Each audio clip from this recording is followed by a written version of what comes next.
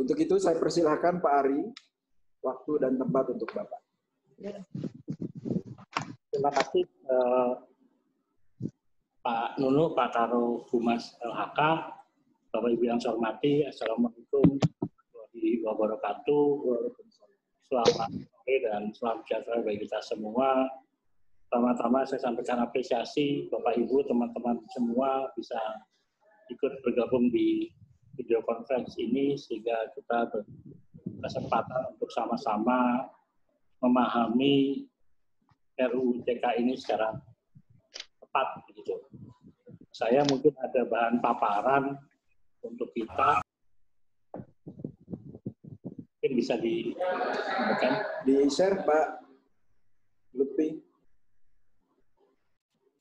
Ya, jadi saya di sini hanya akan fokus kepada yang disebut dokumen lingkungan atau Bapak Ibu mengenalnya sebagai AMDAL lah begitu. Karena dokumen lingkungan itu tidak hanya AMDAL, tetapi ada juga UKL-UPL untuk kegiatan yang tidak berdampak penting, dan ada yang namanya SPPL untuk kegiatan yang tidak berdampak penting dan merupakan kegiatan skala mikro dan kecil. Halaman selanjutnya mungkin. Jadi kalau kita lihat di dalam Undang-Undang JK yang terkait dengan perubahan dari Undang-Undang 32 tahun 2009, itu klaster pertama terkait dengan persetujuan lingkungan.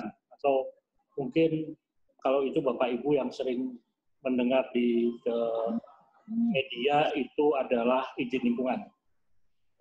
Jadi yang pertama itu terkait dengan pasal 24. Di sini itu terkait dengan bagaimana melakukan penilaian AMDAL. Belum, sekarang itu kita sebut sebagai uji. Ya, ini bisa dibuka pakai itu password tadi itu. Bisa ini. Ini sepertinya berkaitan dengan ini nih, apa Omnibus Law itu untuk lingkungannya.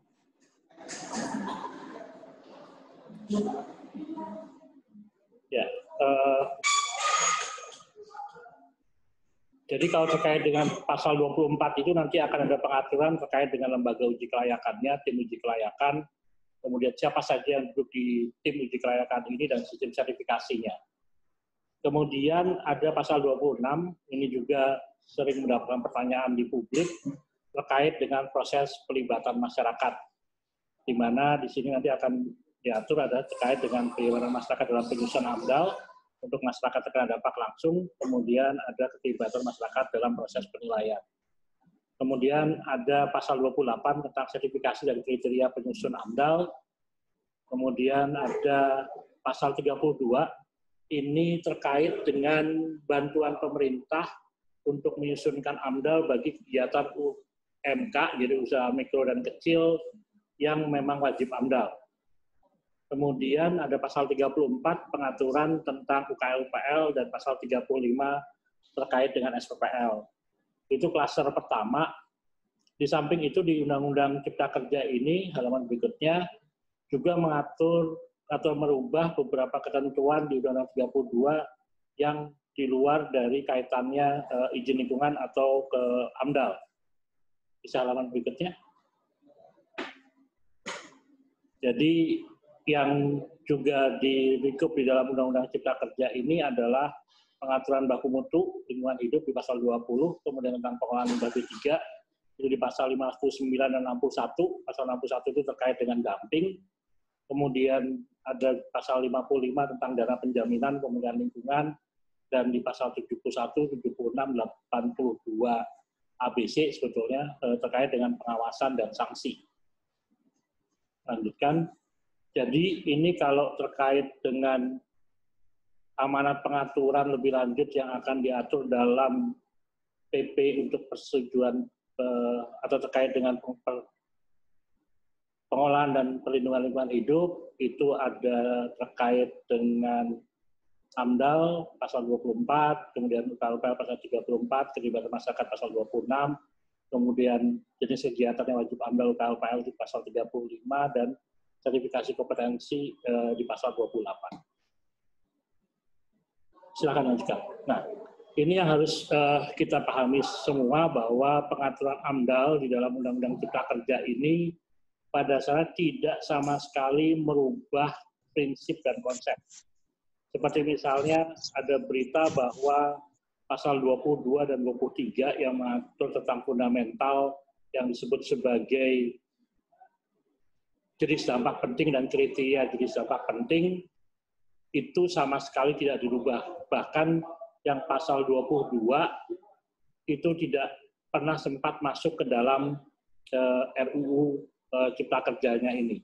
Yang pasal 23 memang sempat masuk ke dalam RUU Cipta Kerja, tapi kemudian pada saat pembahasan panja diputuskan untuk dikeluarkan dari RUU Cipta Kerja. Sehingga untuk prinsip dan konsep dasar dari AMDAL atau yang kita sebut sebagai safeguard lingkungan itu tetap ada di Undang-Undang 32 tahun 2009. Yang disempurnakan adalah kebijakan dalam pengaturan pelaksanaannya. Jadi yang dirubah itu terkait dengan prosedur, kemudian ya NSPK-nya lah, kalau masalah kriteria prosedurnya. Jadi perubahan itu terkait dengan perubahan nomenklatur perizinan. Nanti akan saya jelaskan, karena semua izin itu kemudian dirubah menjadi yang namanya perizinan berusaha. Implikasinya nanti akan ada. Kemudian yang penting lagi adalah pengintegrasian izin lingkungan. Sebetulnya tepatnya adalah pengintegrasian kembali izin lingkungan ke dalam perizinan berusaha. Kemudian yang berubah itu adalah perubahan Komisi Penilaian AMDAL. Dulu AMDAL itu dinilai oleh Komisi Penilaian AMDAL, sekarang kemudian oleh tim uji kelayakan. Nah, karena itu kemudian berubah yang semula adalah penilaian AMDAL, sekarang menjadi uji kelayakan dokumen AMDAL.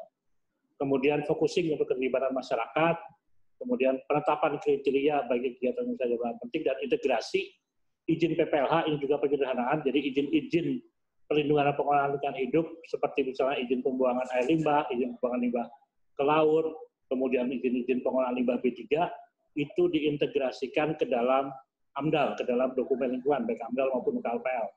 Bahkan yang dari sektor lain, yaitu analisis dampak lalu lintas, yang ada di sektor perhubungan, di Dirjen Perhubungan Darat, itu juga digabungkan atau diintegrasikan ke dalam dokumen lingkungan, baik AMDAL maupun KLPL. Mungkin halaman selanjutnya. Nah, ini yang harus kita pahami konteks dari yang namanya perizinan. Jadi kita tidak bisa lepas dari kajian-kajian tingkat landscape, yaitu rencana perlindungan dan pengelolaan lingkungan hidup, kemudian daya dukung, daya tampung lingkungan hidup, ekoregion, dan KLHS. Jadi RPPLH, daya dukung, daya tampung, ekoregion itu nanti akan mewarnai KLHS, di mana kemudian kajian lingkungan hidup strategis ini akan menjadi salah satu bahan pertimbangan bagi penetapan rencana tata ruang, baik rencana tata ruang darat, yaitu RT/RW dan RDTR, maupun rencana ruang laut, yaitu RZBP 3K, rencana zonasi wilayah pesisir dan pulau-pulau kecil. Nah, kemudian baru semua kegiatan itu harus sesuai dengan rencana tata ruang. Karena ini adalah kajian di tingkat landscape-nya. Kajian di tingkat proyek, di tingkat kegiatan berupa AMDAL atau KLPL, itu nanti harus berdasarkan pada kesesuaian tata ruang, agar tidak melampaui daya dukung, daya tampungnya. Nah, sekarang di dalam Undang-Undang Cipta Kerja ini, pendekatan yang dilakukan itu yang disebut sebagai RBA, Risk-Based Approach, pendekatan berbasis risiko. Jadi AMDAL itu akan dikenakan kepada kegiatan yang digolongkan sebagai berisiko tinggi. UKL-UPL itu akan dikenakan bagi kegiatan yang berisiko menengah, dan bagi kegiatan berisiko rendah itu cukup dengan yang namanya nomor induk berusaha atau NIB.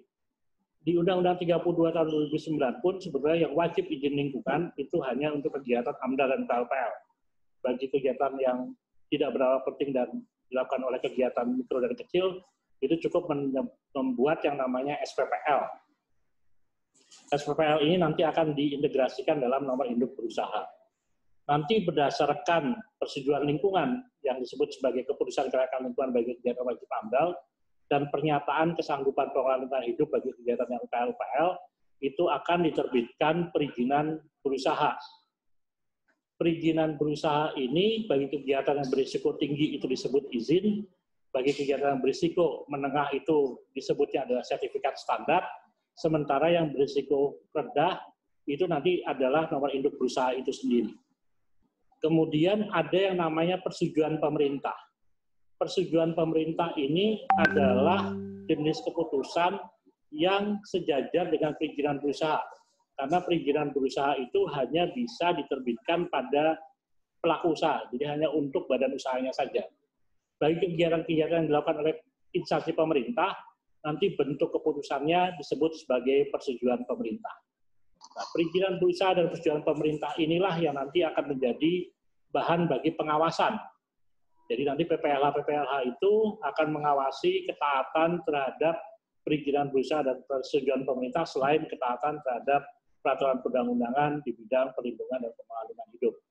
Apabila kemudian ditemukan adanya pelanggaran berdasarkan hasil pengawasan, akan dilakukan penegakan hukum, baik itu penegakan hukum administrasi, pidana maupun penegakan hukum perdata. Lanjutkan lagi. Ini klarifikasinya, ini untuk penjelasannya. Terus, nah sekarang banyak publik yang bertanya bahwa perlindungan lingkungan itu tidak ditegaskan dalam keputusan izin usaha. Sebenarnya seperti apa? Lanjutkan. Nah, tadi saya sebutkan bahwa yang namanya hasil AMDAL berupa keputusan kelayakan lingkungan, hasil KLPL berupa PKPLH atau pernyataan kesanggupan pengelolaan lingkungan hidup, itu di dalam definisi, jadi di pasal 1 ketentuan umum, di pasal 22 Undang-Undang Cipta Kerja yang merubah Undang-Undang 32 2009, itu menjadi persyaratan bagi penerbitan perizinan berusaha dan persetujuan pemerintah. Jadi tanpa adanya persetujuan lingkungan berupa keputusan kelayakan lingkungan dan PKPLH, itu tidak bisa diterbitkan perizinan berusaha. Bahkan di pasal 37 itu ada ancaman bahwa kalau tidak sesuai dengan persyaratan itu, maka kemudian perizinan berusaha dapat dibatalkan.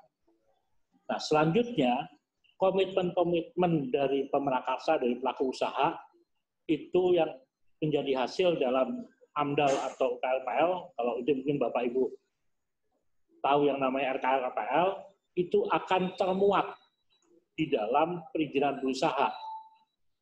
Jadi persyaratan komitmen kewajiban itu akan dimuat di dalam perizinan berusaha. Itulah yang kemudian nanti akan diawasi oleh PPLH.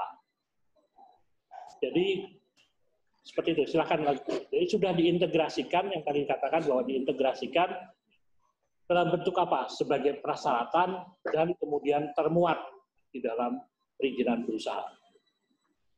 Dengan demikian, maka persetujuan lingkungan itu menjadi kunci perizinan berusaha, sehingga tetap dapat dijamin adanya proteksi terhadap lingkungan. Jadi perlindungan lingkungan itu tetap akan bisa dijamin dengan pengaturan yang diatur di Undang-Undang Cipta Kerja. Lanjutkan lagi. Kemudian, yang saya sampaikan tadi, ada kekhawatiran dihapusnya 9 kriteria usaha dan kegiatan yang berdampak penting terhadap lingkungan. Ini yang tadi saya sebut sebagai muatan di pasal 23 Undang-Undang 32 tahun 2009. Tadi kan, ini sebenarnya saya sudah ceritakan bahwa tidak benar bahwa pasal 22 dan 23 itu bahkan tidak masuk ke dalam RUU CK.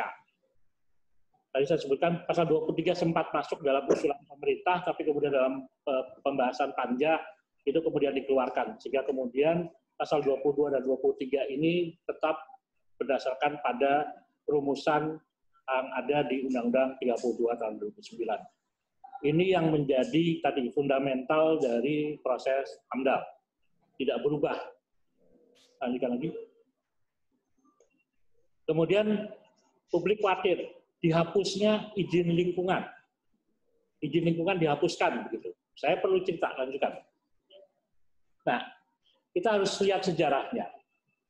Jadi dalam pengaturan Undang-Undang 23 1997 yang kemudian diatur lebih lanjut dalam Peraturan Pemerintah Nomor 27 1999 tentang AMDAL, itu dulu begini. Jadi berdasarkan AMDAL dan KLPL, jadi berdasarkan keputusan kelayakan lingkungan dan rekomendasi KLPL, itu adalah persetujuan lingkungan, itu kemudian diterbitkan izin usaha langsung Tapi kemudian di pasal 17 PP 27 2012, maaf, 27 1999 itu diatur bahwa pejabat penerbit izin usaha atau kegiatan wajib mengadopsi ketentuan di dalam AMDAL dan UKLPL sebagai persyaratan izin. Jadi memang kemudian kita titip, karena hasil dari AMDAL dan UKLPL sebagai sebuah kajian, itu bukan keputusan katun, bukan keputusan tata usaha negara. Sehingga tidak bisa di-enforce, tidak bisa ditagihkan. Baru bisa kemudian diawasi dan dilakukan penegakan hukumnya apabila masuk ke dalam izin usaha. Tetapi pada saat kemudian penyusunan Undang-Undang 32 tahun 2009, kita melakukan evaluasi. Sangat sedikit pejabat penerbit izin usaha atau kegiatan yang mencantumkan hasil dari AMDAL atau UKLPL itu ke dalam izin usaha. Sehingga kemudian di-create-lah yang namanya izin lingkungan. Jadi kalau kemudian penerbit izin usaha itu tidak mengadopsi ini, maka anak yang diadopsi itu kami adopsi sendiri dengan bentuk izin lingkungan. Sehingga kemudian muatan-muatan dalam persetujuan lingkungan yang dari AMDAL dan UKLPL itu masuk ke dalam izin yang namanya izin lingkungan. Baru izin lingkungan ini menjadi syarat bagi penerbitan izin usaha. Nah, sekarang dengan Undang-Undang Cipta Kerja, itu kami kembalikan ke posisi sebelumnya. Jadi kita memotong satu birokrasi berupa izin lingkungan. Tapi, seperti tadi disampaikan di awal, bahwa persetujuan lingkungan berupa SKKL dan PKPLH ini menjadi prasyarat bagi penerbitan perizinan berusaha atau persetujuan pemerintah. Dan kemudian isi dari SKKL dan PKPLH ini menjadi muatan dari perizinan berusaha atau persetujuan pemerintah. Nah, kalau begitu kan kita menghilangkan atau memangkas satu tahapan perizinan, tetapi maksud tujuan dari perlindungan lingkungan tidak dikurangi. Nah, kenapa kita bisa melangkah ke sini? Karena kemudian kita belajar dari pelaksanaan OSS, Online Single Submission, atau pelayanan perizinan berusaha terintegrasi secara elektronik. Karena kemudian sekarang izin itu sudah diterbitkan OSS, maka kemudian kami bisa memastikan bahwa persyaratan di persetujuan lingkungan itu masuk ke dalam perizinan berusaha, karena sistemnya adalah sistem elektronik. Jadi tidak bisa nanti ada yang ketinggalan bahwa persyaratan SKKL menjadi persyaratan atau tidak, itu tidak bisa. Nah, kemudian, lanjutkan lagi. Ini yang kemudian diinikan. Jadi, dalam RUU CK, dalam Undang-Undang Cipta Kerja ini, semua izin itu diintegrasikan ke dalam yang namanya perizinan berusaha. Jadi, kita ini tidak punya lagi banyak jenis izin, tapi hanya satu jenis izin yang namanya perizinan berusaha. Jadi, termasuk izin lingkungan. Jadi, izin lingkungan itu diintegrasikan kembali dalam perizinan berusaha. Jadi semangatnya seperti itu. Lanjutkan lagi. Lanjutkan, ini hanya penjelasannya. Nah, ini yang kemudian dilakukan. Jadi yang di atas itu adalah konsep dari Undang-Undang 32 2009. Di situ kita lihat kan ada 4 kolom. Jadi kolom kajian dampak, begitu. Kemudian ada jenis dokumennya, ada jenis izin lingkungan, dan kemudian ke perizinan. Sekarang kemudian menjadi 3. Di mana kemudian untuk yang 3 ini dibagi berdasarkan risiko yang seperti tadi saya sebutkan, risk-based approach. Risk-based approach itu didasarkan pada 4 kriteria, yaitu kriteria kesehatan, keselamatan atau safety, lingkungan hidup, dan keterbatasan sumber daya. Begitu ada salah satu dari 4 aspek ini yang tinggi, maka kemudian tingkat risikonya menjadi tinggi. Bagi kegiatan yang berisiko tinggi, itu nanti akan tetap dikenakan kewajiban untuk menyusun AMDAL. Bagi kegiatan yang berisiko menengah, baik itu menengah tinggi maupun menengah rendah, itu akan menyusun UKLPL. Sementara yang risiko rendah itu diintegrasikan dalam nomor induk berusaha. Nah, nanti berdasarkan hasil AMDAL, itu akan diterbitkan izin. Untuk yang UKLPL itu akan terbit izin kalau dia itu terkait dengan keterbatasan sumber daya, atau sertifikat standar. Sementara yang risiko rendah itu adalah tetap diintegrasikan dalam nomor induk berusaha. Lanjutkan lagi. Nah ini, sehingga dengan yang sekarang itu maka yang tadi asalnya 4 tahapan menjadi tinggal 3 tahapan. Kan ini untuk yang kegiatannya pemerintah. Lanjutkan lagi.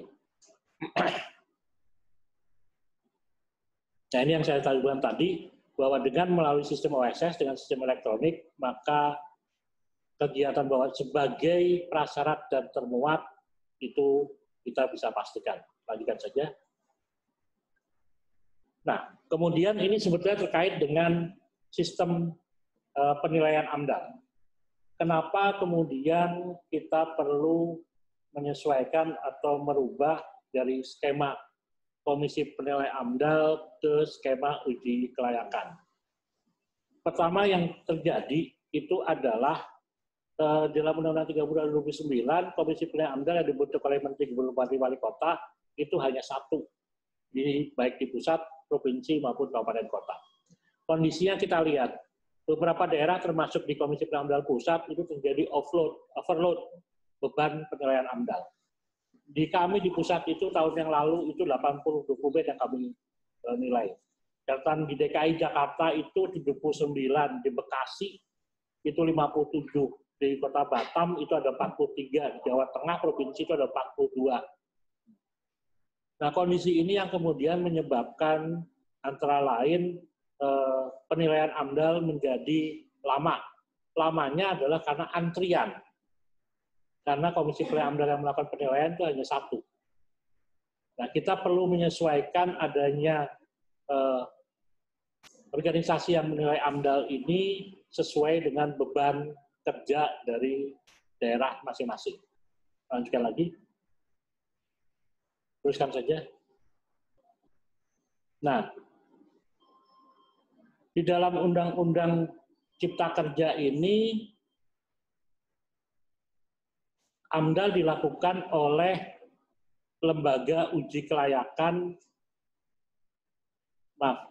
Jadi untuk melakukan uji kelayakan itu pemerintah pusat akan membentuk lembaga uji kelayakan. Kemudian lembaga uji kelayakan ini akan membentuk tim-tim uji kelayakan untuk membantu Menteri Gubernur Bupati Wali Kota dalam rangka melaksanakan kewenangannya untuk menerbitkan persetujuan lingkungan. Jadi kalau ada berita atau ada persepsi bahwa kewenangan daerah itu jadi tidak benar. Tetap bahwa persetujuan lingkungan itu diterbitkan oleh Menteri Gubernur atau Bupati Wali Kota sesuai dengan kewenangannya. Tapi untuk melakukan itu, pemerintah akan membentuk tim-tim uji kelayakan yang akan membantu provinsi maupun kabupaten kota. Nah, sekarang tim uji kelayakan itu siapa? Tim uji kelayakan itu unsur dari pemerintah daerah maupun ahli yang bersertifikat. Bagaimana kemudian membentuknya? Pembentukannya itu berdasarkan usulan dari Gubernur Bupati Wali Kota. Jadi Gubernur Bupati Wali Kota mengusulkan tim uji kelayakan yang akan membantu Gubernur Bupati Wali Kota, itulah yang nanti akan dibentuk tim uji kelayakannya. Nah, ini juga yang kemudian kita harapkan bisa mengatasi bottleneck. Bottleneck yang ada sekarang, catatan kita, dari 591 kabupaten kota di Indonesia, itu baru 205 yang punya Komisi Penilai AMDAL. Jadi baru 35% yang punya Komisi Penilai AMDAL. Yang lainnya tidak bisa. Kenapa? Karena tidak bisa memenuhi kriteria, tidak bisa memenuhi persyaratan pembentukan Komisi Penilai AMDAL. Yang paling berat itu utamanya tidak bisa karena tidak tersedia sumber daya manusia yang memadai untuk bisa membentuk Komisi Penilai AMDAL. Nah, dengan lembaga uji kelayakan ini, nanti lembaga uji kelayakan akan membentuk yang namanya bank ahli.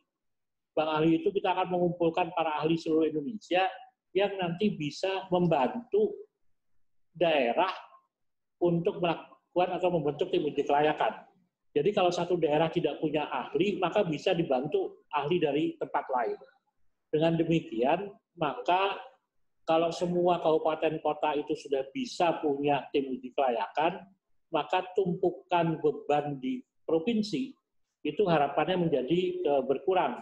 Karena selama ini bagi beberapa provinsi yang kabupaten kotanya banyak tidak punya Komisi Penilai AMDAL, beban penilaiannya naik ke Komisi Penilai AMDAL provinsi, sehingga provinsi kemudian menjadi overload. Lanjutkan lagi. Nah, ini nanti yang bertransformasi bahwa kewenangan itu tetap oleh penerbitan atau yang memutuskan itu tetap gubernur, bupati, wali kota, tetapi nanti yang akan melakukan penilaian adalah tim uji kelayakan yang berdasarkan usulan dari gubernur, bupati, wali kota dibentuk oleh lembaga uji kelayakan di pemerintah pusat. Lanjutkan lagi. Nah, ini yang pilihan AMDAL dimonopoli oleh pemerintah tidak benar, begitu ya, bahwa tetap nanti gubernur, bupati, wali kota yang akan menerbitkan keputusan. Memang tim uji kelayakannya dibentuk oleh lembaga pemerintah pusat, tetapi berdasarkan usulan dari daerah, dari pemerintah daerah. Nah, ini tujuannya adalah untuk transformasi kelembagaan, jadi kita ingin lembaga yang lebih profesional, lebih independen, kita ingin adanya standarisasi dari kompetensi. Jadi dengan ini dibentuk oleh lembaga uji kelayakan di pusat, kita ingin memastikan bahwa NSPK yang diberlakukan untuk uji kelayakan ini dari Sabang sampai Merauke itu sama. Yang menjadi keluhan dari investor itu adalah banyak yang kemudian merasakan kok standar atau penilaian AMDAL satu daerah dengan daerah lain atau untuk pemeriksaan UKLPL satu daerah dengan daerah lain itu kok berbeda-beda.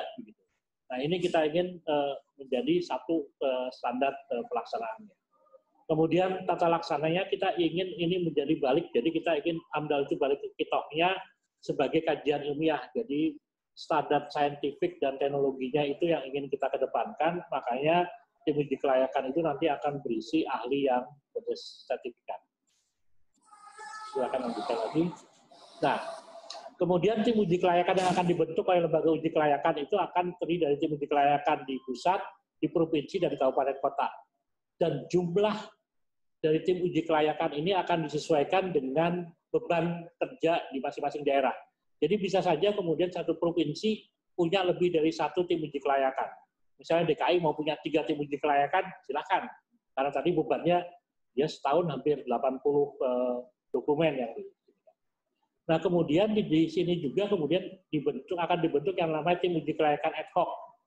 Nah, tim uji kelayakan ad hoc ini akan dibentuk untuk kegiatan-kegiatan khusus. Bayangannya seperti begini. Misalnya kalau suatu ketika nanti Indonesia akan membangun pembangkit listrik tenaga nuklir. Nah, untuk PLTN itu mungkin tidak bisa dengan tim uji kelayakan reguler. Kita harus membentuk tim khusus yang benar-benar bisa mengkaji secara mendetil tentang aspek dampak dari PLTN tadi. Di samping ini, tim uji kelayakan ad hoc ini untuk mengatasi kebuntuan banyak yang terjadi seperti ini. Misalnya untuk pengolahan sampah, segala begitu, di daerah itu menugaskan dinas lingkungan hidupnya untuk menjadi pemrakasa TPA. Nah, sementara terjadi kebingungan. Kalau pemrakasanya itu adalah dinas lingkungan hidup, sementara dinas lingkungan hidup adalah sebagai komisi penilai AMDAL, kan berarti jeruk makan jeruk. Nah, kalau gitu bagaimana? Nah, kalau begitu sekarang itu naik ke atas, naik ke provinsi, atau bahkan kalau ini pemrakasa dinas lingkungan hidup provinsi, kemudian harus dilakukan penilaian oleh komisi penilaian AMDAL pusat. Nah, itu yang kemudian sering dikeluhkan. Dalam kondisi ini, maka bisa dibentuk tim uji kelayakan ad hoc. Jadi khusus untuk apabila pemrakasa dinas lingkungan setempat, maka kemudian dibentukkan tim ad hoc supaya tidak terjadi konflik kepentingan. Nah, ini yang kemudian dibuat, jadi dengan merubah dari komisi penilaian AMDAL menjadi tim uji kelayakan, harapannya penilaian AMDAL itu dari sisi kelembagaan bisa lebih fleksibel dalam rangka menghadapi berbagai tantangan yang terjadi di lapangan. Lanjutkan lagi, lanjutkan saja. Nah, ini yang tadi kami katakan bahwa pemerintah pusat melalui PP itu menugaskan Menteri Lingkungan Hidup untuk membentuk lembaga uji kelayakan. Nanti lembaga uji kelayakan akan membentuk tim uji kelayakan yang akan membantu Menteri, Gubernur, Bupati, Wali Kota. Nah, tim uji kelayakan ini akan menerbitkan keputusan kelayakan Gubernur, Menteri, Gubernur, Bupati, Wali Kota yang akan menerbitkan keputusan kelayakan lingkungan. Jadi tetap kewenangannya itu masing-masing. Berdasarkan keputusan kelayakan lingkungan ini akan diterbitkan perizinan usaha. Lanjutkan saja. Ini untuk UKLPL pun sama sebetulnya yang akan kemudian kita lakukan itu adalah pemerintah melalui Menteri LHK akan membentuk standar-standar UKL-UKL. Standar-standar inilah yang kemudian akan diisi oleh Pemerakarsa, di mana kemudian instansi lingkungan hidup, jadi kalau tingkat pusat Menteri LHK itu akan menugaskan dirjen yang menangani AMDAL, kemudian gubernur akan menugaskan dinas lingkungan hidup provinsi, dan bupati wali kota akan menugaskan dinas lingkungan hidup kabupaten kota untuk melakukan pemeriksaan atas UKL-UKL-nya, atau kalau di sini ada pemeriksaan atas pernyataan kesanggupan pengelolaan lingkungan hidup atau P3LH. Dari hasil verifikasi dalam bentuk pengesahan pernyataan kesanggupan inilah kemudian perizinan berusaha diterbitkan. Lanjutkan lagi. Terus saja. Nah, sekarang dengan hilangnya Komisi Pelayanan AMDAL, yang melakukan pelayanan AMDAL terhadap itu siapa? Sebenarnya sudah dijawab. Lanjutkan saja. Jadi, sebentar. Jadi kalau di PP 27/2012, itu kan AMDAL oleh Pemerakarsa, kemudian diperiksa oleh tim teknis untuk formulir kerangka acuannya, kemudian ada rekomendasi berupa keputusan kelayakan lingkungan. Nah, ini lembaga uji kelayakan itu nanti akan ada tim uji kelayakan di mana akan terlibat dinas lingkungan hidup terkait, pakar, dan juga kemudian akan berkonsultasi dengan instansi yang terkait dengan tata ruang, yang terkait dengan rencana usaha. Terkait rencana usaha itu apa? Misalnya kalau tambang ya berarti dinas SDM, kalau itu pelabuhan ya berarti dinas perhubungan, begitu. Termasuk dengan masyarakat. Nah, masyarakat ini yang akan dikonsultasikan adalah masyarakat yang berkepentingan, masyarakat pemerhati, selain masyarakat yang terkena dampak langsung yang memang sudah dilibatkan oleh Pemerakarsa di dalam proses penyusunan. Jadi, masyarakat itu akan dilibatkan di dua sisi, yang di penyusunan itu dilibatkan oleh Pemerakarsa adalah masyarakat terkena dampak langsung, sementara di dalam proses penilaiannya atau uji kelayakannya, itu selain masyarakat terkena dampak langsung itu, masyarakat berkepentingan serta masyarakat pemerhati termasuk LSM itu akan dilibatkan. Dari proses uji kelayakan ini, kemudian ada rekomendasi uji kelayakan, di mana kemudian nanti Menteri Gubernur Bupati Wali Kota akan menerbitkan keputusan kelayakan lingkungannya sebagai dasar perizinan berusaha. Lanjutkan lagi, teruskan saja.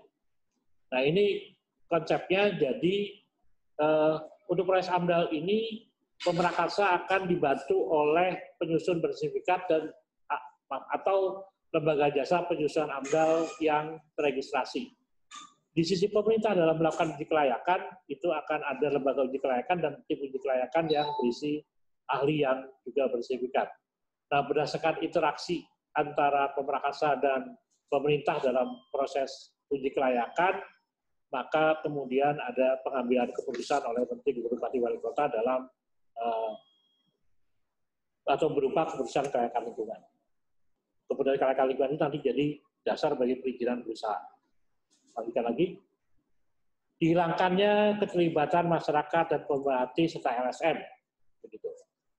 Jadi kalau kita lihat, kita harus bisa memahami bahwa pelibatan masyarakat itu ada dua, yaitu pelibatan masyarakat oleh pelaku usaha, oleh Pemerakarsa, dengan pelibatan masyarakat oleh pemerintah atau KPA. Nah, ini yang harus dibedakan. Di dalam Undang-Undang 30 2009 sebetulnya malah hanya terbatas. Karena di situ disebutkan di pasal 26, Pemerakarsa menyusun AMDAL dengan melibatkan masyarakat. Nah, kemudian masyarakat itu terdiri dari masyarakat terkena dampak, masyarakat pemerhati lingkungan, dan masyarakat yang terpengaruh atas segala keputusan dari AMDAL ini. Sekarang kita membagi secara tegas bahwa yang dilibatkan oleh pelaku usaha itu adalah masyarakat terkena dampak. Ini disesuaikan dengan rentang kendali eksternalitas dari pelaku usaha. Sebelumnya kalau pelaku usaha itu harus melibatkan masyarakat umum terlalu berat, tentang kendali mereka tidak akan mampu untuk itu. Dan itu terbukti dari evaluasi yang kita lakukan. Yang melibatkan masyarakat secara luas itu adalah tim uji kelayakan. Jadi pemerintah yang melakukan itu melalui proses penilaian atau uji kelayakannya. Jadi itu yang kita lakukan. Jadi bukan berarti kemudian masyarakat pemerhati dan masyarakat yang terkena pengaruh atas proses AMDAL ini tidak dilibatkan. Itu akan dilibatkan oleh tim uji kelayakan pada penilaian atau uji kelayakannya. Sementara untuk masyarakat yang dilibatkan oleh pemrakarsa atau pelaku usaha dalam penyusunan AMDAL itu adalah masyarakat terkena dampak langsung.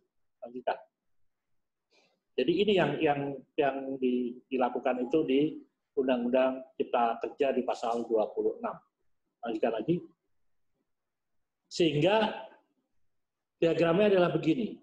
Jadi pada saat penyusunan AMDAL, itu yang di nomor 1, pemrakarsa dalam penyusunan AMDAL melibatkan masyarakat terkena dampak langsung.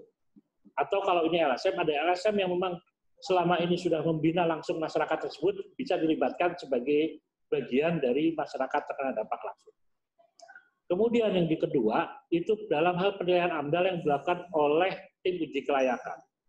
Nah, tim uji kelayakan itu nanti akan mengumumkan. Jadi, yang dilakukan oleh pemrakarsa dalam penyusunan untuk melibatkan masyarakat adalah dalam melakukan pengumuman dan konsultasi publik. Pengumuman yang dilakukan oleh pemrakarsa itu akan diberikan kepada tim uji kelayakan, kemudian tim uji kelayakan akan mengumumkan. Di situ nanti seluruh masyarakat luas silakan memberikan saran masukan tanggapan. Saran masukan tanggapan yang diterima oleh tim uji kelayakan itu akan disaring, akan diseleksi, yang kemudian relevan akan disampaikan kepada pemrakarsa untuk menyusun kerangka acuan.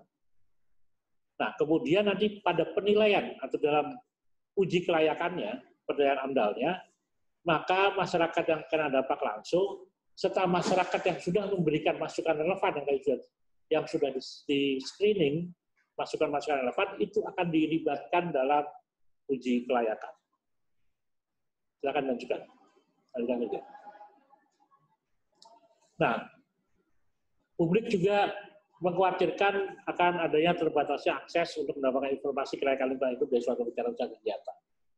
Jadi di dalam undang-undang ini diatur bahwa Menteri Gubernur Wali Kota akan mengumumkan baik secara elektronik maupun mekanisme yang lain kepada masyarakat, baik proses maupun keputusannya.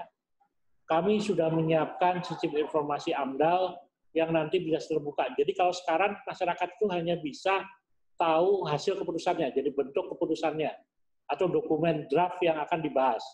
Nanti dengan sistem informasi AMDAL itu, maka sebetulnya publik bisa mengakses prosesnya juga, karena ini akan menjadi lebih terbuka. Kita sudah menyiapkan, jadi nanti dalam rancangan peraturan pemerintah yang sedang kita susun, ini disiapkan bahwa pemerintah akan menyediakan sistem informasi untuk dokumen lingkungan ini. Termasuk nanti untuk pelaporan. Jadi pelaporan pun nanti akan dilakukan secara online dan publik bisa mengakses pelaporan dari kegiatan yang dilakukan oleh pelaku usaha. Lanjutkan lagi. Pelemahan penegakan hukum akibat dihapuskannya izin lingkungan. Banyak kekhawatiran seperti itu. Nah, ini yang tadi saya sampaikan bahwa ada satu tahapan yang merah di bawah itu yang di-cross, itu sekarang tahapannya tidak ada, tapi langsung masuk ke perjalanan berusaha.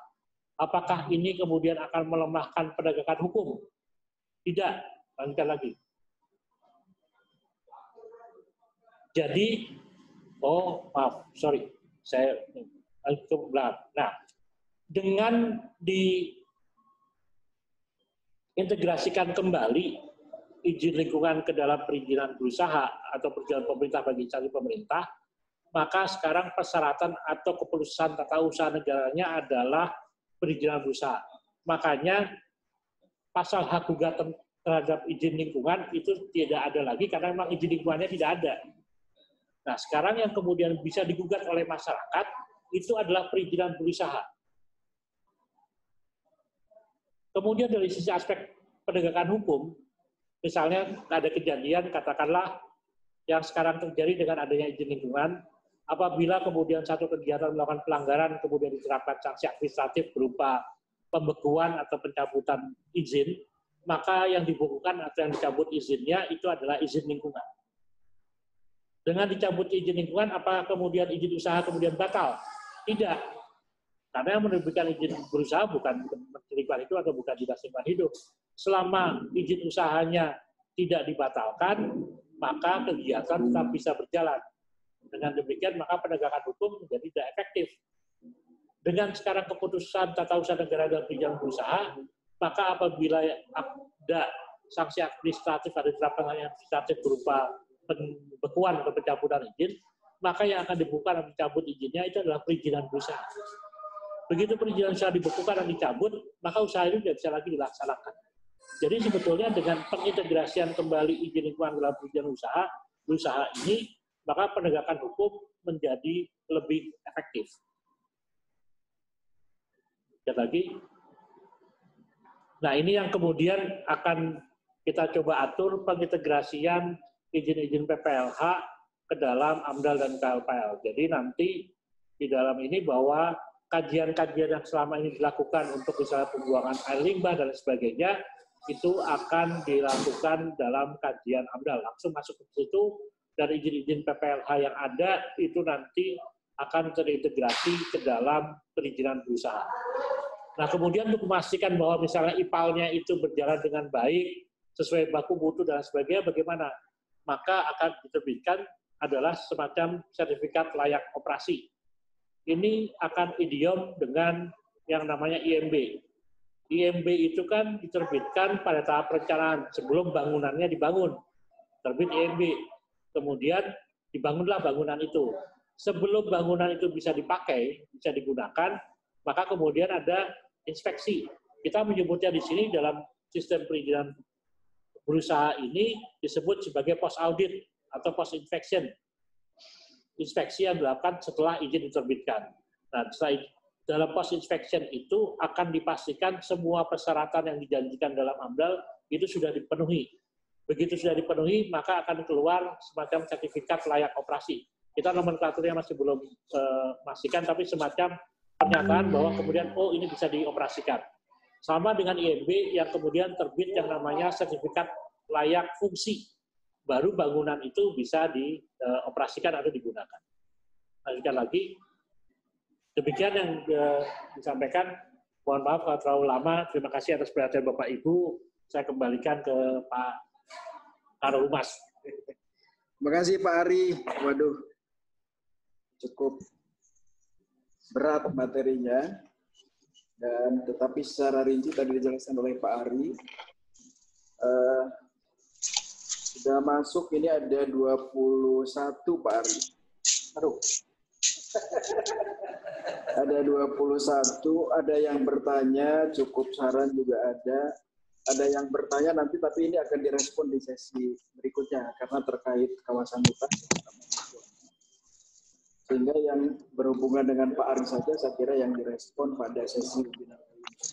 Bapak, Ibu, hadirin yang terhormat, ini serial ya, jadi kita akan respon sesuai dengan tematik hari ini, yaitu tentang AMDAL. Ya. Listnya saya kasih ke Pak Ari, yang saya lingkari ini saya kira di serial yang lain.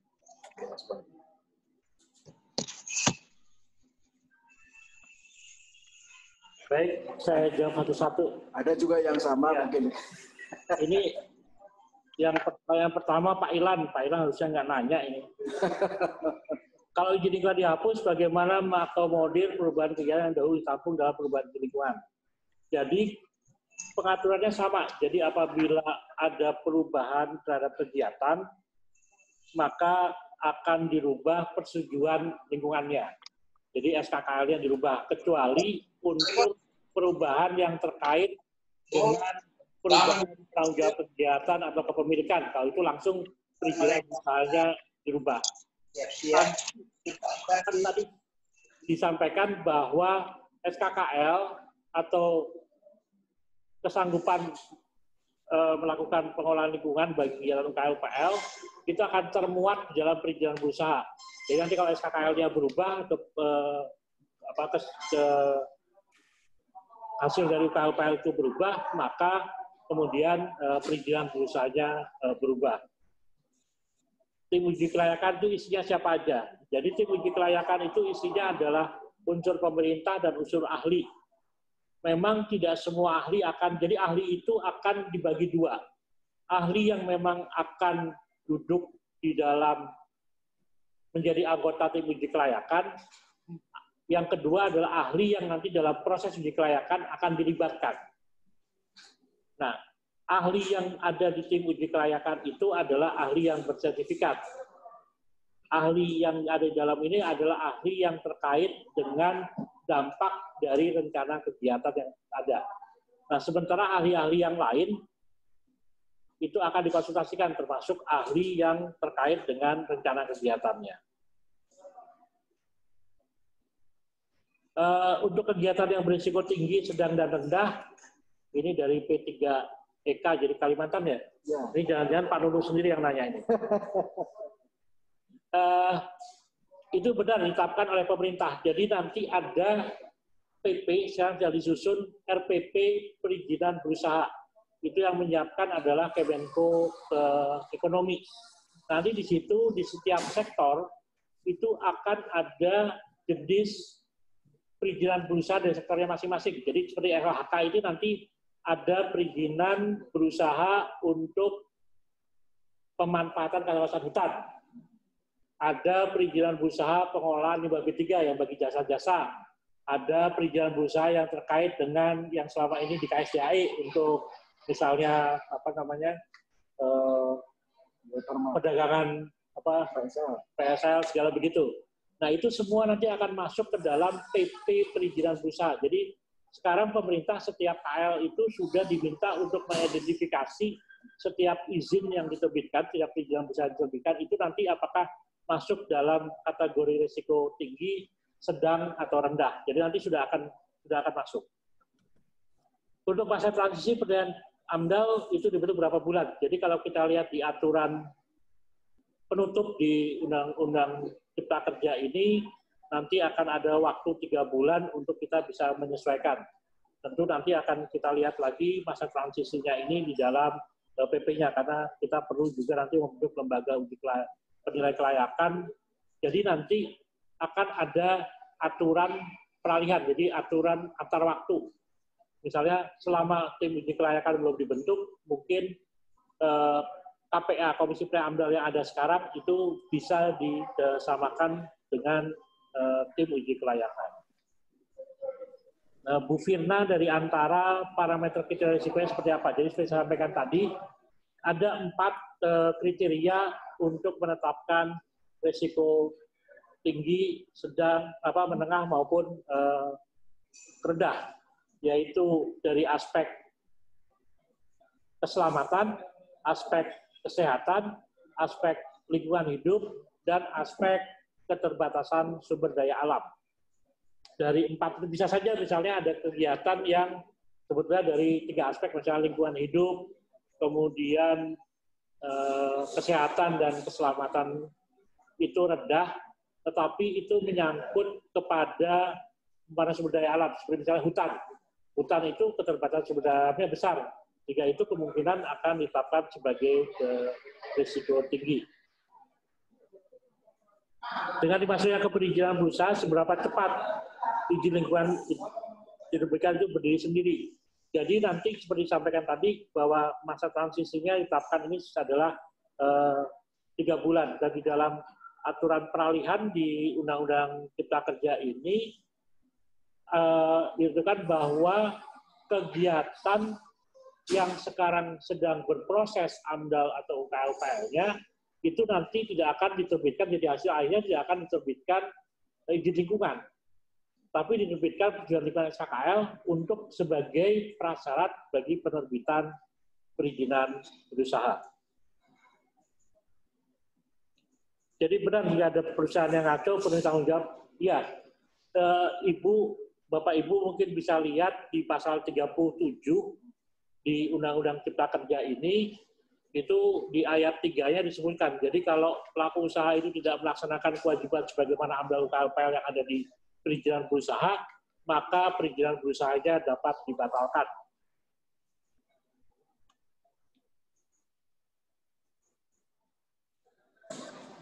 Pemotongan izin lingkungan, baik dari sisi investasi, namun dari prestasi lingkungan, ini dari IESA, akan melalui masalah ini perusahaan kecil menengah yang tidak pernah melakukan hubungan bisnis dengan pemerintah. Jadi begini, di dalam Undang-Undang 30 2009 pun, bagi kelompok masyarakat yang dimaksud oleh IESA ini, memang hanya diwajibkan untuk membuat yang namanya SPPL. SPPL itu tidak wajib izin lingkungan. Di Undang-Undang 32 pun tidak wajib izin lingkungan. Karena konteksnya untuk kegiatan skala mikro dan kecil, itu konteksnya adalah pembinaan. Jadi pendekatannya bukan command and control, pendekatannya bukan pengawasan dan kemudian penerbitan sanksi, tapi pendekatannya adalah pembinaan dari pemerintah kepada usaha kecil dan menengah itu. Apa bedanya lembaga uji kelayakan dan tim uji kelayakan? Jadi lembaga uji kelayakan, itu pertanyaan dari Pak Agung Pandu, jadi tim uji kelayakan itu yang akan membentuk tim-tim uji kelayakan. Jadi lembaga uji kelayakan itu tidak akan melakukan uji kelayakan. Dia hanya ke lembaga administratifnya yang ada di pusat yang kemudian akan membentuk tim-tim uji kelayakan. Kenapa perlu ada lembaga uji kelayakan ini? Seperti saya katakan tadi, bahwa kemudian bisa saja diperlukan adanya bantuan dari pusat untuk daerah, misalnya kabupaten kota, yang tidak bisa memenuhi kriteria. Maka tim uji kelayakanlah yang nanti akan mendeploy, yang akan mengassign ahli untuk bisa membantu daerah tersebut, tim uji kelayakan daerah tersebut. Yang melakukan uji kelayakan itu adalah tim uji kelayakannya yang dibentuk oleh lembaga uji kelayakan. Jadi berbeda. Lembaga uji kelayakan sendiri tidak pernah tidak pernah melakukan uji kelayakan. Untuk di pusat pun itu akan dibentuk lembaga uji kelayakan akan membentuk tim uji kelayakan yang akan membantu menteri melakukan uji kelayakan. Dari Pak Nan, PKSPL IPB, bolehkah jadi agen ganda tim uji kelayakan dan uji kelayakan? Bisa, Pak. Tetapi begini, kalau sekarang kan yang menjadi anggota tim teknis, misalnya pakar menjadi anggota tim teknis, itu kemudian kalau dia menyusun, maka tidak bisa menjadi tim teknis. Nah, kalau ini berarti kalau dia menjadi tim uji kelayakan, misalnya katakanlah satu orang menjadi tim uji kelayakan di DKI Jakarta, maka dia tidak bisa menyusun AMDAL di DKI Jakarta. Bukan dia kemudian, karena tim uji kelayakan itu adalah permanen. Ahli yang masuk ke dalam tim uji kelayakan itu adalah permanen, jadi itu adalah anggota tetap. Tidak bisa kemudian dia izin pada saat AMDAL yang disusunnya ini. Tapi dia bisa melakukan penyusunan di yang merupakan kewenangan tim uji kelayakan yang lain. Pak Jody dari PT BRE di LPJP, apakah tim uji kelayakan itu akhirnya sama dengan tim teknis dan tim pakar? Jadi begini, kalau sekarang kan tim teknis itu seluruh pakar masuk ke tim teknis. Jadi sekarang ibaratnya itu ke tim uji kelayakan itu adalah tim teknis anggota tetap. Jadi anggota yang tidak tetap itu tidak masuk lagi ke tim uji kelayakan. Tetapi dia nanti akan diundang, dikonsultasikan oleh tim uji kelayakan sesuai dengan jenis kegiatan dan lingkup dampak yang terjadi. Jadi misalnya begini, tim uji kelayakan itu hanya terdiri dari 5 pakar, katakanlah pakar yang terkait pencemaran udara, pencemaran air, mungkin terkait dengan sosial, terkait dengan katakanlah mungkin limbah B3 begitu. Nah, sementara kemudian dari kegiatan ini kemudian dibutuhkan ahli terkait dengan hidrosonografi.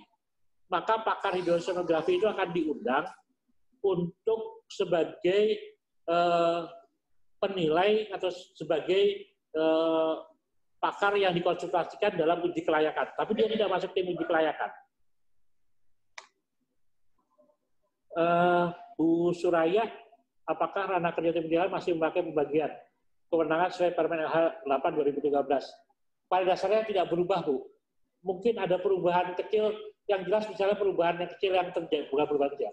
Perubahan yang terjadi adalah perlu kita sesuaikan terkait dengan kewenangan di perairan laut.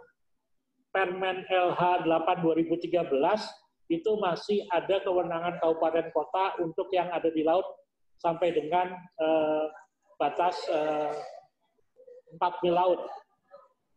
Nah, sekarang kita akan sesuaikan bahwa begitu masuk ke laut sampai ke 12 mil, itu kewenangannya di provinsi.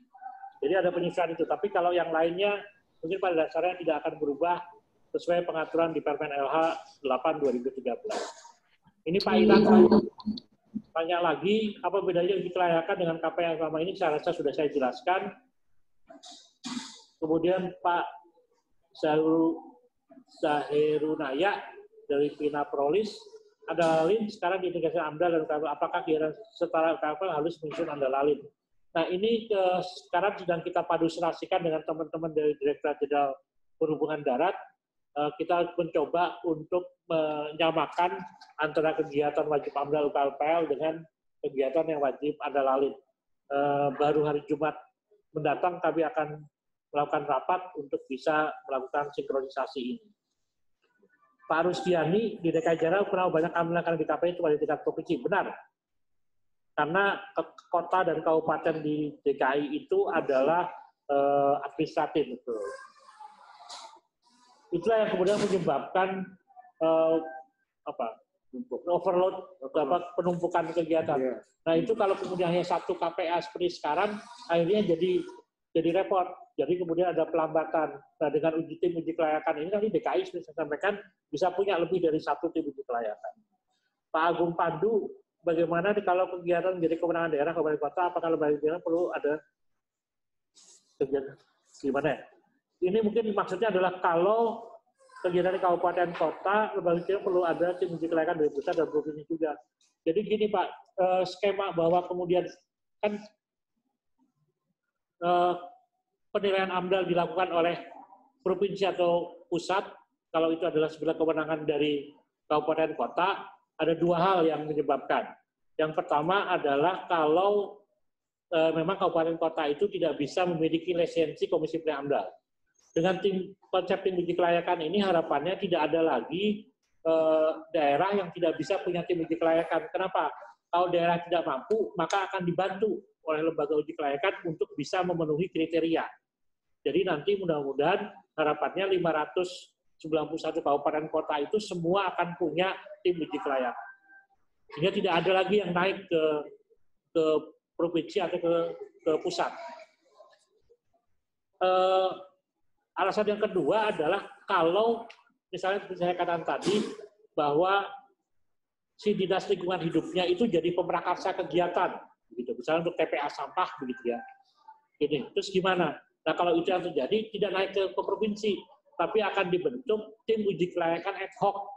Jadi nanti lembaga uji kelayakan itu akan membentuk tim uji kelayakan ad hoc khusus untuk menilaikan ke TPA tadi, untuk membantu ke bupati melaksanakan kewenangan menerbitkan persetujuan lingkungan.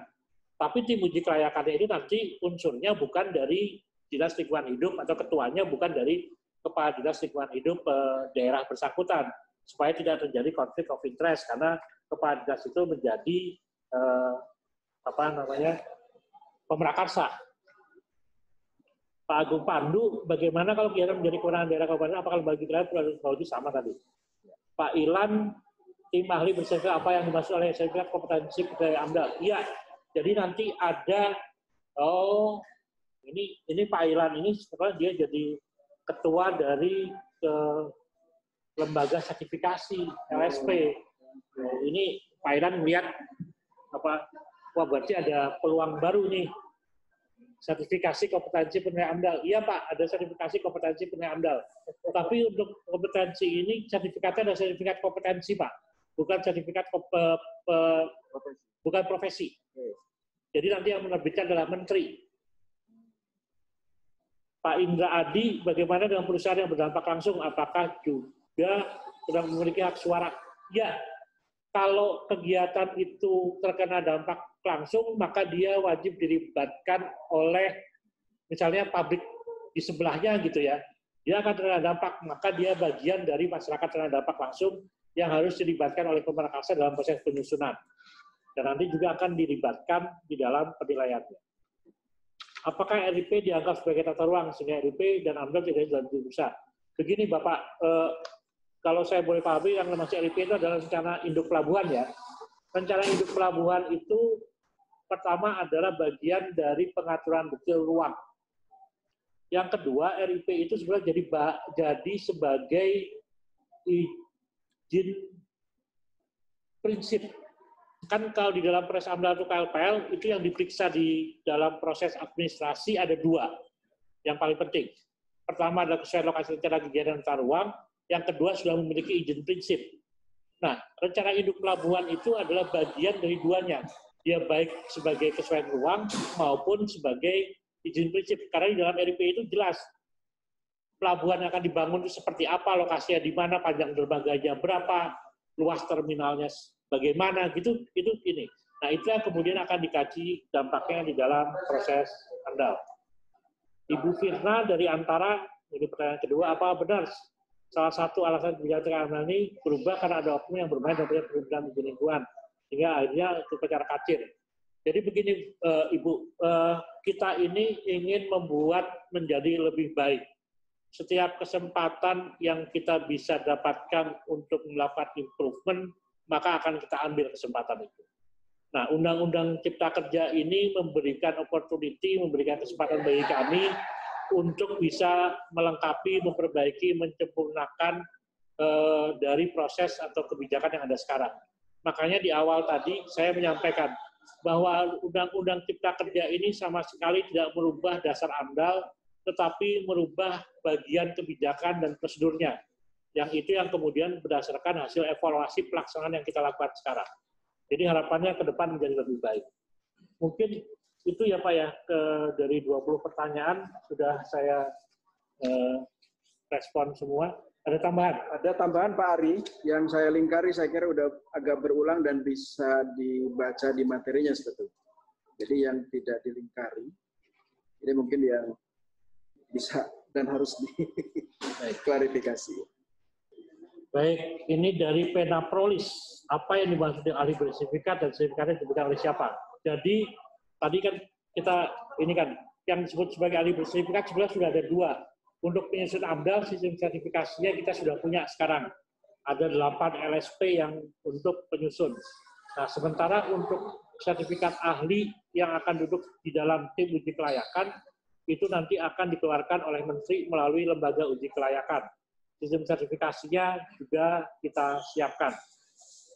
Kemudian untuk Pak Rusdiani Sosiawan, apa kriteria wajib AMDAL berdasarkan Undang-Undang Cipta Kerja adalah yang berisiko tinggi. Jadi begini, kan tadi saya menyebutkan bahwa untuk kegiatan berisiko tinggi itu adalah dari 4 aspek. Keselamatan, kesehatan, lingkungan, dan keterbatasan sumber daya.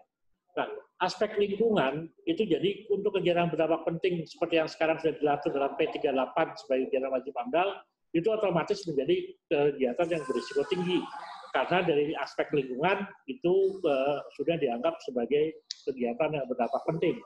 Nanti bisa saja ada kegiatan tambahan kegiatan wajib AMDAL yang lain, kalau berdasarkan aspek lain kemudian dianggap berisiko tinggi. Bagaimana dengan hal perubahan izin lingkungan? Karena izin lingkungan, karena izin lingkungan dihapus, maka apabila ada perubahan yang akan berubah adalah perizinan perusahaannya. Pak Rizal, ini Bapak Kepala Dinas Lingkungan Hidup Provinsi Kalimantan Timur. Saya tangkap tim uji kelayakan di provinsi sebagai contoh bisa melakukan pembahasan dengan beberapa AMDAL bersama sertifikatnya masing-masing. Pemerintah hanya melaksanakan kerja administrasi. Tidak Pak.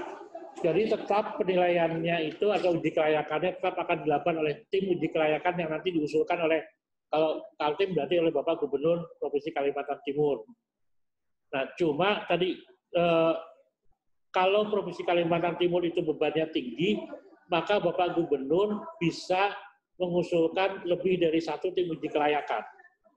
Tapi tetap nanti yang menjadi ketua itu adalah dari Dinas Lingkungan Hidup Provinsi Kalimantan Timur.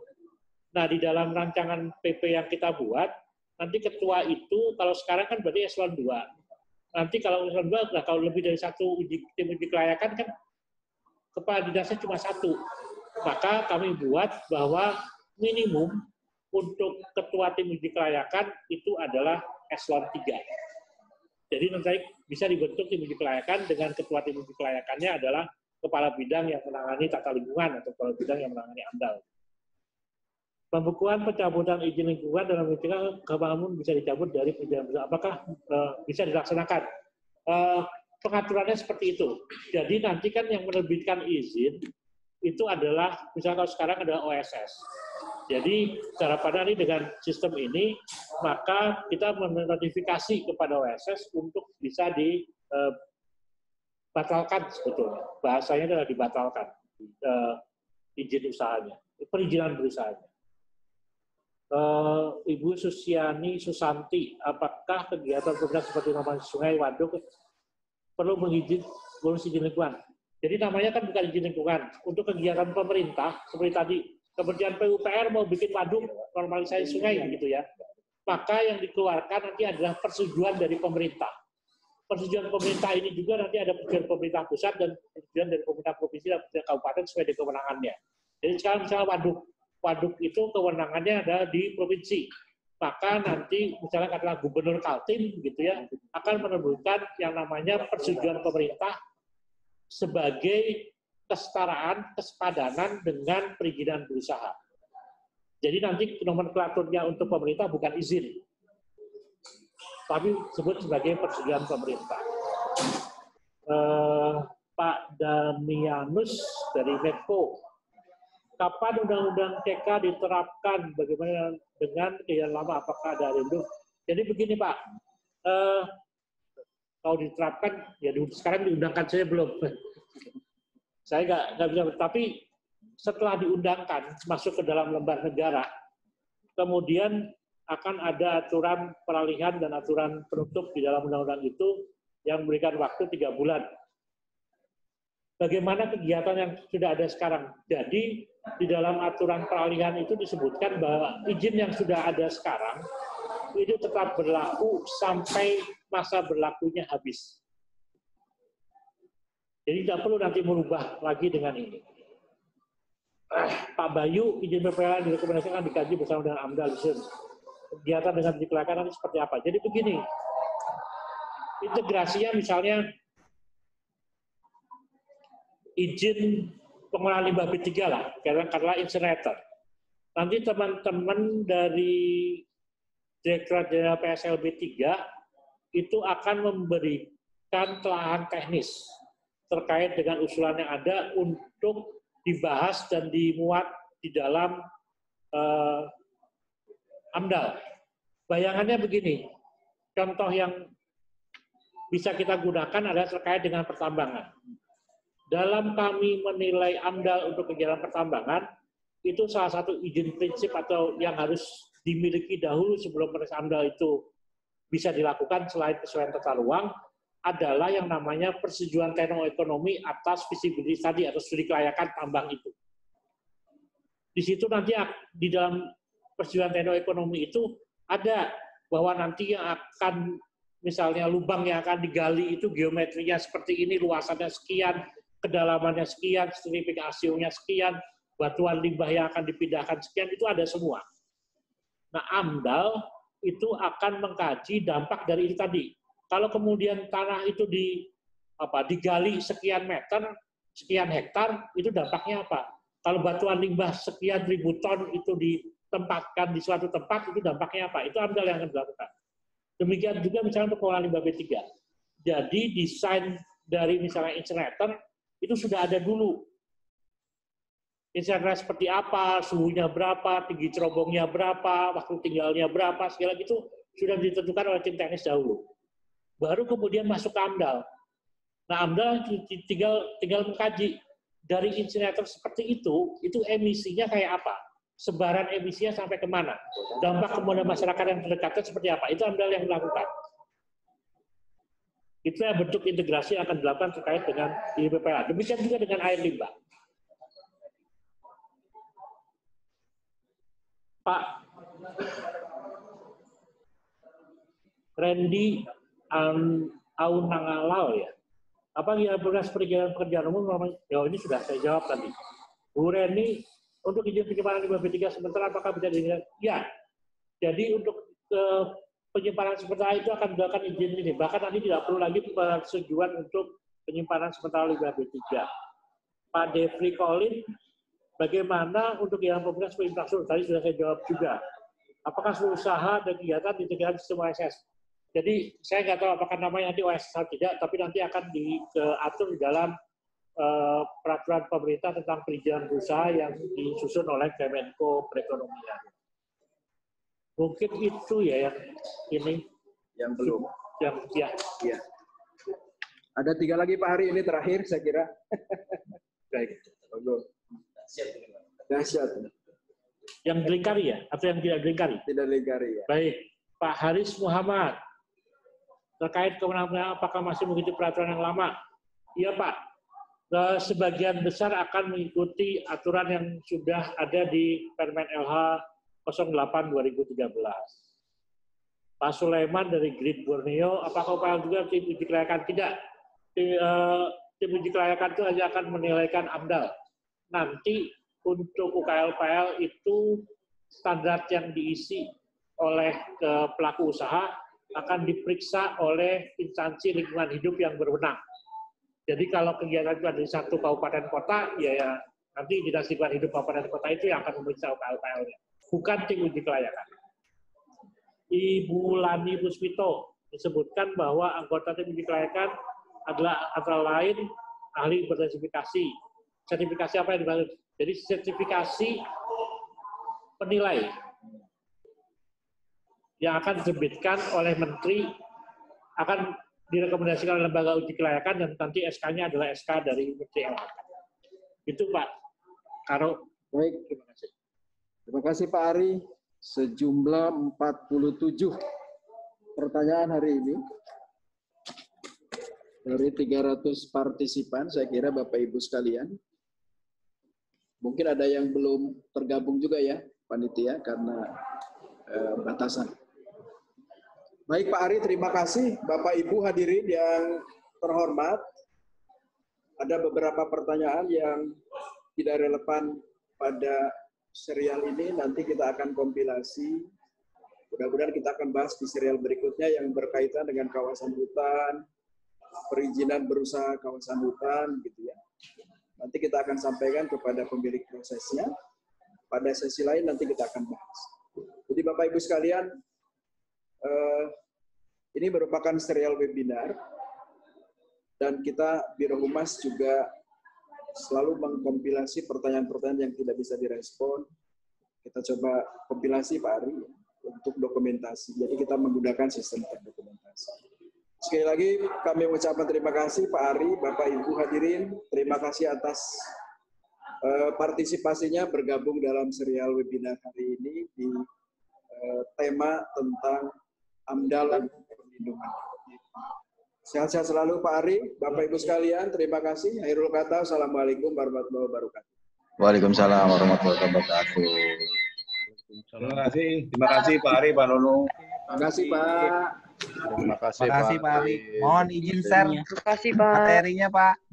Baik, nanti. Ya. Materi sudah di-share. Materi ada di live chat.